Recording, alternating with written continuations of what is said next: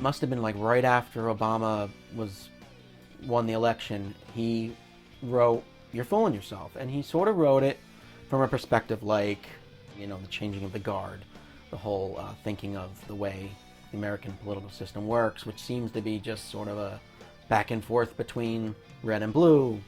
"You're Fooling Yourself" kind of epitomizes that, you know, the left and the right. It seemed almost years later, after getting passed between band members, that George and I got together to write the lyrics. The funny thing about "You're Fooling Yourself" is when it came down as a demo, I was convinced in my mind that there was absolutely no way that this song would make the final cut for the album. It was a kitchen sink kind of song. It really, we knew it would be on the album, but it was like, it just took forever. It was one of the first songs written, but of the 2 drum sessions we did for the album, we did it the second drum session because we just couldn't get it together.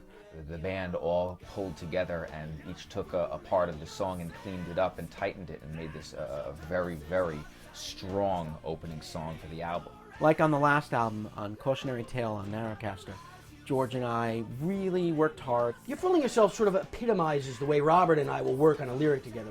We haven't done it so many times, but I think with Cautionary Tale and with "You're Fooling Yourselves," there's a very interesting back and forth in coming up with lines and mapping out the structure of the lyric. We wanted to make it fair. I don't think we really take any particular stand. We're writing more from a perspective of just observation and comment. We set out to make the verses illustrate the point that the left and the right, the blue and the red, whoever it is, tell the other side, "You're fooling yourselves. That was your time. This is our time. We just won an election. Nah, nah, nah, nah, nah." Each side also characterizes the other side in such caricaturish terms where if you believe in A, you also believe in B, C, D, E, and F. I can't even talk to you about those other things because I already know what you think.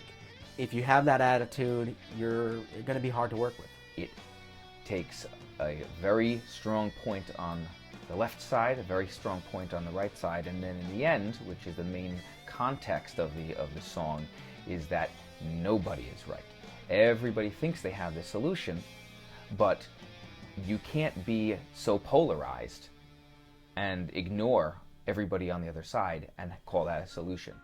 Hence, verse 1 and 2 are sort of tag that pretty much on the money. You know, presidents come in saying they're going to have the most ethical administration, they're going to work, they're going to reach across the aisle to the other side. It very rarely happens. And it's a combination of them not being met with an open hand by the other side and them at some point just giving up working on policy.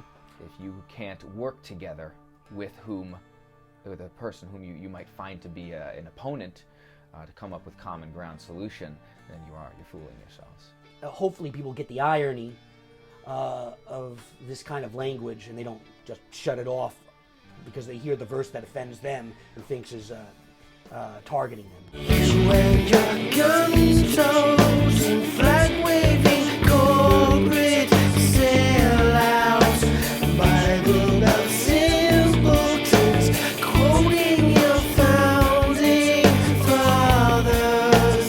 You and your God, you and your God, you and your God. Because it's about just that type of inappropriate characterizing of other people.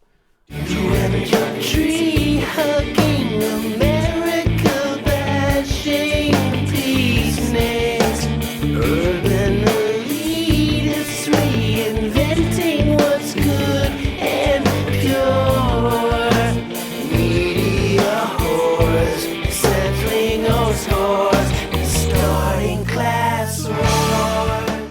So the album cover I think ties in the most with "You're Fooling Yourselves," about the long division that has long been between sides in America, and I think there's different political spectrums in all different countries that have very similar divides. You have to listen to the whole song to truly get it. I think you can kind of get it halfway through the second verse.